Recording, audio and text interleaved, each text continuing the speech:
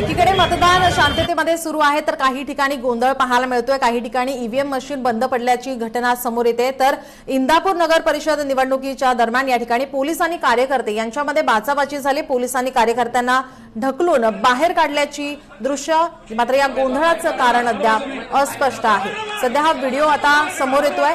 Police आणि कार्यकर्ते यांच्यामध्ये बाचाबाची झालेली आहे। कोणताही अनुचित प्रकार घडू नये यासाठी पोलिसांचा चोख बंदोबस्त तैनात करण्यात आलेला आहे। तर मात्र कार्यकर्ते या ठिकाणी जमल्यानंतर पोलीस आणि कार्यकर्ते यांच्यामध्ये बाचाबाची झाली।